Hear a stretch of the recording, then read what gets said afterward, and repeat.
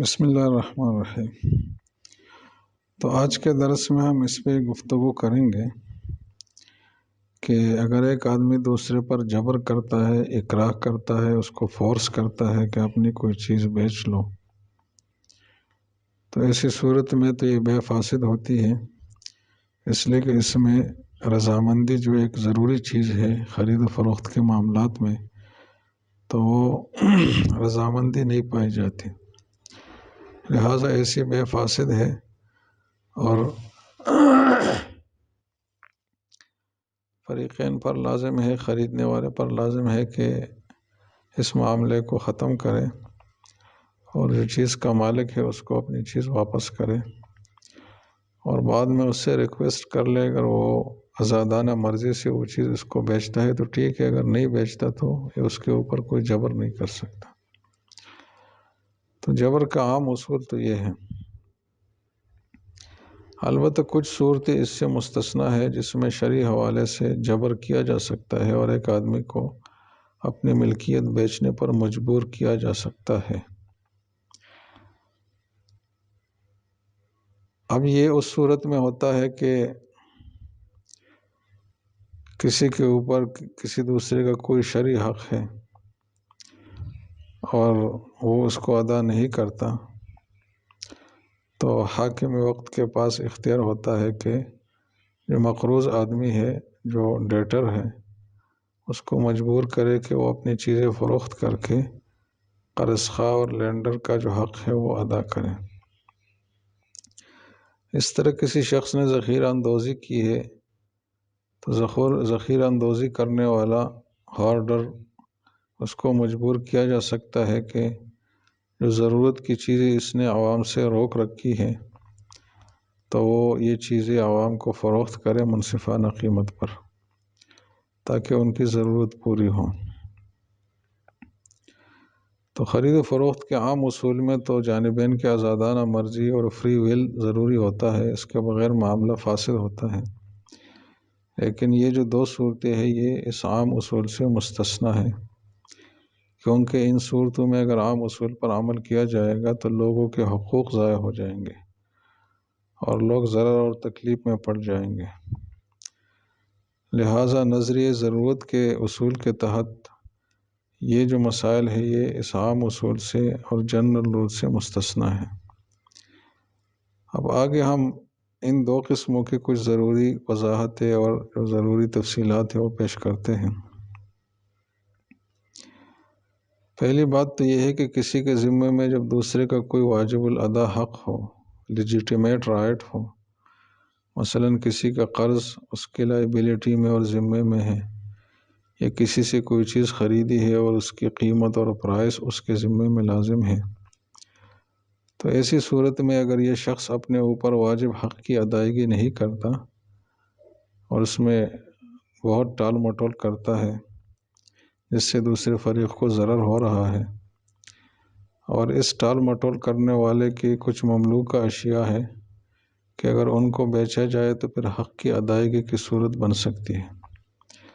تو ایسی صورت میں مسلمان حاکم اسے مجبور اور فورس کر سکتا ہے کہ اپنی چیزیں بیچ کر اپنے ذمے میں واجب حق کی ادائیگی کرے، اور اگر وہ از خود بیچنے کے لیے تیار نہیں ہوتا تو پھر مسلمان حاکم کو بھی اختیار ہے کہ خود اس کی چیزیں فروخت کرے یا کسی کو حکم دے کہ اس کی چیزیں فروخت کرے، اور جو قیمت حاصل ہو تو اس سے حقداروں کا حق ادا کیا جائے۔ اور یہ جو مسلمان حاکم کو اس شخص کے املاک بیچنے کا اختیار حاصل ہے تو یہ اس شخص کے منقولہ اور غیر منقولہ یعنی موویبل اور اموویبل ایسٹس دونوں قسم کے اموال میں حاکم کو یہ اختیار حاصل ہے کہ اسے فروخت کرنے پر مجبور کرے، اگر وہ تیار نہیں ہوتا تو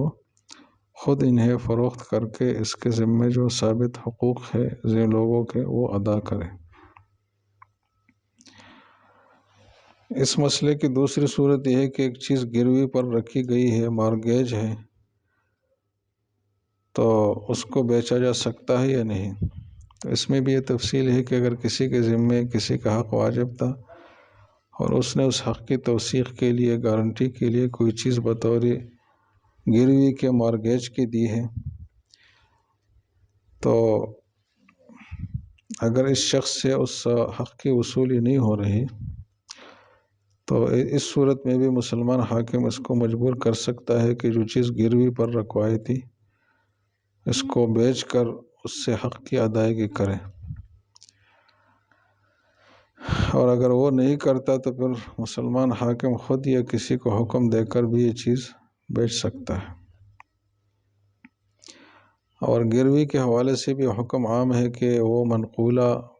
چیز ہو یا غیر منقولہ جائیداد ہو، دونوں کا یہ حکم ہے۔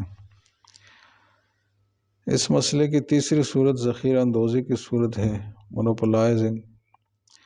جس میں ایک شخص کے پاس ایسا سامان ہے کہ جو لوگوں کی ضرورت کی چیز ہے،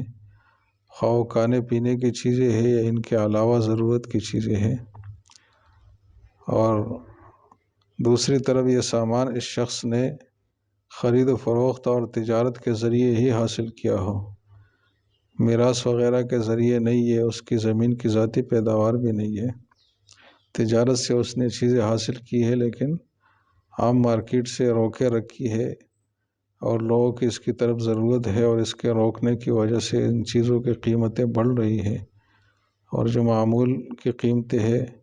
اس سے زیادہ بڑھ رہی ہے۔ تو جب اس کے عمل کی وجہ سے مارکیٹ میں قلت پیدا ہو رہی ہو تو اس شخص کو بھی مسلمان حاکم مجبور کر سکتا ہے کہ وہ ضرورت مندوں کو یہ چیزیں مناسب قیمت پر مہیا کرے،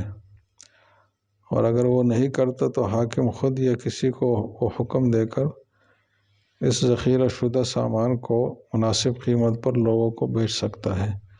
اگرچہ مالک کی مرضی اور اجازت نہ ہو، تب بھی یہ حق اس کو حاصل ہے حاکم کو۔ اب ان چیزوں کے بارے میں ہم نے ایک لفظ استعمال کیا کہ ضرورت کی چیزیں ہوں، تو کون سی چیز ضرورت کی ہوگی اور کون سی چیز محض عیش و عشرت اور لگژریس لائف آف سٹائل کے لیے ہوگی، تو اس کا کوئی خاص فارمولہ نہیں ہے، بلکہ یہ ہر علاقے کے رہن سہن اور جو لائف سٹائل ہے اس کے مروج طریقوں کے حساب سے اس کا فیصلہ کیا جائے گا کہ یہ چیز ضرورت کی ہے یا محض تعیش کی ہے۔ تو علاقہ کے حساب سے بعض چیزیں ضرورت کی ہوں گی اور دوسرے علاقے کے حساب سے وہ چیزیں لگژری اور تعیش کی ہوگی، اور دوسری قید ہم نے یہ لگائی کہ یہ ذخیرہ اندوزی کرنے والے کے پاس جو چیزیں آئی ہے یہ تجارت کے ذریعے سے ہی آئی ہو، اگر اس کی اپنی جائیداد کی آمدن ہے یا میراث کے طور پر اس کو ملی ہے یا گفٹ کے طور پر اس کو ملی ہے مثلا، تو یہ اگر ذخیرہ کرے گا تو اس کو پھر مجبور نہیں کیا جا سکتا کہ وہ یہ چیزیں بیچے۔ مزید یہ ہے کہ یہ جو ذخیرہ اندوزی ہے یہ جب ممنوع ہے جب اس کی وجہ سے معمول سے زیادہ نفع کمانا مقصد ہو، اگر عادلانہ نفع اور جو فیئر پرافٹ ہے وہ حاصل کرنے کے لیے کوئی سامان کو ایک وقت تک کے لیے ذخیرہ کرتا ہے تو یہ بھی پھر ذخیرہ اندوزی میں نہیں آتا، اس شخص کو قبل از وقت بیچنے پر مجبور نہیں کیا جا سکتا۔ باقی فیئر پرافٹ کیا ہے ہر چیز میں تو ہر مارکیٹ کے حساب سے الگ الگ ہیں، تو اگر ایک شخص نے چیزیں خریدی ہے وہ اگر فوراً بیچے گا تو اس کو مناسب نفع بھی نہیں ملے گا، تو شرعاً اس کو یہ اختیار ہے کہ مناسب نفع ملنے کی حد تک اس کو روک لیں، لیکن اس سے زیادہ جب روکے گا تو ممنوع ذخیرہ اندوزی میں آئے گا اور حاکم پھر اس کو مجبور کر سکتا ہے کہ وہ یہ چیزیں بیچ دے۔ اب اس میں یہ جو ہم نے 3-4 قیودات لگائی ہے کہ وہ چیز اس نے جو حاصل کی ہے تجارت کے ذریعے حاصل کی ہو، اپنی زمین کی آمدن نہ ہو، میراث کی چیزیں بھی نہ ہو، گفٹ کی چیزیں بھی نہ ہو، اور اس کی وجہ سے لوگوں کو ضرر بھی ہو رہا ہو، قیمتیں ان کے لیے بڑھ رہی ہو، تو تب حاکم کو اختیار ہے کہ اس پر جبر کرے اور یہ چیزیں اس سے بکوائے۔ اب یہ جو قیودات ہے یہ اکثر فقہائے کرام کی رائے کے مطابق ہے، اس حوالے سے امام ابو یوسف رحمہ اللہ اور بعض دوسرے فقہا کی رائے یہ ہے کہ استعمال اور ضرورت کی کوئی بھی چیز ہو، خواہ وہ کسی بھی طریقے سے حاصل کی گئی ہو، اگرچہ اپنی جائیداد کی پیداوار ہی کیوں نہ ہو، تو ان سب صورتوں میں اس کی ذخیرہ اندوزی منع ہے، اور مسلمان حاکم اس شخص کو مجبور کر سکتا ہے کہ وہ یہ چیزیں منصفانہ قیمت پر اور فیئر پرائس پر عام لوگوں کو فراہم کریں۔ انہوں نے اس میں یہ تفصیل نہیں کی ہے کہ کس ذریعے سے یہ چیزیں حاصل ہوئی ہیں۔ تو اگر کسی جگہ حاکم وقت اس قول کے مطابق قانون بنائے تو اس طرح قانون سازی کرنے اور لیجسلیشن کرنے کی بھی شرعاً گنجائش ہے۔ اگر اس میں مصلحت سمجھی جائے تو اس کے مطابق قانون بنایا جا سکتا ہے۔ اب اوپر جو ہم نے بات کی کہ ان چیزوں کے روکنے کی وجہ سے لوگوں کو ضرر ہو رہا ہو، تو اس کے لیے کوئی مدت کی تحدید بھی ہے، ٹائم ڈیوریشن بھی اس کے لیے کچھ ہے یا نہیں ہے؟ تو اس حوالے سے اصول یہ ہے کہ اس کی کوئی مدت متعین نہیں ہے۔ تو جب بھی زیادہ عرصے کے لیے چیز عام فروخت سے روک لی جائے، عام خرید و فروخت سے اس کو روک لیا جائے اور اس کی قیمت میں معمول سے زیادہ یعنی ایکسٹرا آرڈنری اضافہ ہو جائے اور وہ چیز جو ہے وہ لوگوں کو اویلیبل ہونے میں مشکلات کا سامنا کرنا پڑے، تو اس پر ذخیرہ اندوزی جو ممنوع ذخیرہ اندوزی ہے اس کا حکم لگے گا، اور اس جرم کے مرتکب کو اس کے فروخت کرنے پر مجبور کیا جائے گا۔ یہ مدت کم ہو یا زیادہ ہو، اس پہ کوئی مدار نہیں ہے اور اس کی کوئی تحدید بھی نہیں ہے۔ اصل جو مدار ہے وہ اس پر ہے کہ اس کے روکنے سے جب یہ ضرر شروع ہو جائے اور چیزوں کی قلت پیدا ہو جائے اور چیزوں کی قیمتیں معمول سے زیادہ بڑھنا شروع ہو جائے، تو اس وقت اس کو مجبور کیا جائے گا۔ جتنی بھی مدت اس نے ذخیرہ اندوزی کی ہے اس سے کوئی فرق نہیں پڑتا۔ مزید بات یہ ہے کہ ذخیرہ اندوزی جیسے کہ کموڈیٹیز اور اشیاء خرید و فروخت میں منع ہے، تو اس طریقے سے سروسز میں بھی ذخیرہ اندوزی منع ہے۔ سروسز کی ذخیرہ اندوزی کی صورت یہ ہے کہ ایک خاص پیشے والے لوگ، مثلاً ٹیلر لوگ جو کپڑے سلاتے ہیں، وہ مارکیٹ میں اس بات پر اتفاق کر لیں کہ ہم معمول سے زیادہ اجرت لوگوں سے لیں گے، اور کوئی بھی آدمی معمول کے مطابق اجرت پر کام نہیں کرے گا جب تک اس کو زیادہ اجرت نہیں دی جائے تو وہ کام کرنے سے انکار کریں۔ اس طرح بعض مارکیٹوں میں لوگ آپس میں اتفاق کرتے ہیں اور سروسز کی جو اجرت ہے وہ بہت بڑھا چڑھا کر لوگوں پر لازم کرتے ہیں۔ تو اس طرح کا جو اتفاقیہ ہوگا، جو کنونشن ہوگا لوگوں کے بیچ میں، تو اس کا بھی شرعاً کوئی احترام اور اعتبار نہیں ہے، بلکہ حاکم وقت کی ذمہ داری ہے کہ ایسے لوگوں کو معمول کے مطابق اجرت پر کام کرنے پر مجبور کریں۔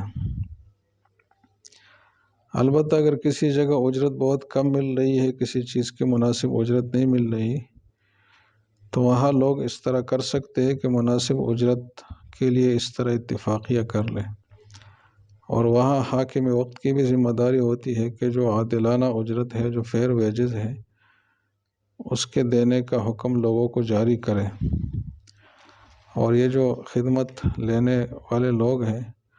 ان کو عادلانہ اجرت دینے پر مجبور کریں، تو وہاں حاکم وقت بھی اس میں مداخلت کر سکتا ہے۔ ذخیرہ اندوزی کی ایک خفیہ صورت ہے جس کو لوگ ذخیرہ اندوزی نہیں سمجھتے، لیکن شرعاً وہ ذخیرہ اندوزی کے حکم میں ہے اور گناہ کبیرہ ہے جس سے بچنا لازم ہے۔ وہ یہ ہے کہ کسی خاص چیز کی تجارت کرنے والے اور مارکیٹ کے مخصوص افراد جو ہے وہ اس بات پر اتفاق کر لے کہ اس تجارت کو ہم اپنے چند ہاتھوں میں ہی محدود رکھیں گے اور کسی اور کو اس شعبے میں کام کرنے کی اجازت نہیں دیں گے، اور اگر کوئی اور آئے گا تو اس کے لیے ہم سب مل کر رکاوٹیں کھڑی کریں گے، کسی اور کو اس تجارت میں نہیں گھسنے دیں گے۔ تو اگرچہ یہ لوگ منصفانہ قیمت پر ہی چیزیں لوگوں کو دے رہے ہیں اور قیمتوں میں اضافہ نہیں کر رہے، ذخیرہ اندوزی بھی نہیں کر رہے، لیکن ان کا یہ جو اتفاق کیا ہے کہ ہم چند لوگوں تک یہ تجارت محدود رکھیں گے، کسی اور کو نہیں آنے دیں گے، تو یہ صورت بھی ذخیرہ اندوزی ہی کی ہے۔ تو ایسی صورت میں بھی مسلمان حاکم کی ذمہ داری ہے کہ ان لوگ جن کے پاس یہ کاروبار ہے، تجارت ہے، ان کو مجبور کرے کہ ایک تو منصفانہ قیمت پر لوگوں کو چیزیں فراہم کرے، اور دوسرا یہ ہے کہ شعبے میں دوسرے لوگوں کو بھی تجارت کرنے کی اجازت دے، ان کے لیے رکاوٹیں کھڑی نہ کریں۔ اگر وہ ایسا کریں گے تو حاکم وقت ان کو مناسب سزا بھی، تعزیری سزا بھی دے سکتا ہے، کیونکہ یہ بھی ذخیرہ اندوزی کے حکم ہے۔ تو وہ صورتیں آج کے درس میں بیان ہوئی جس میں ایک جائز طریقے سے کسی کو فورس کیا جا سکتا ہو کہ وہ اپنی ملکیت فروخت کرے اور اس کے ذریعے سے اپنے واجب حقوق ادا کرے، یا اس کی وجہ سے جو لوگوں کو ضرر پہنچ رہا ہے تو اس ضرر سے لوگوں کو بچائے۔ تو آج کے درس میں اتنا ہی کافی، آگے درس میں انشاءاللہ ہم دوسرے موضوع پہ بات کریں گے۔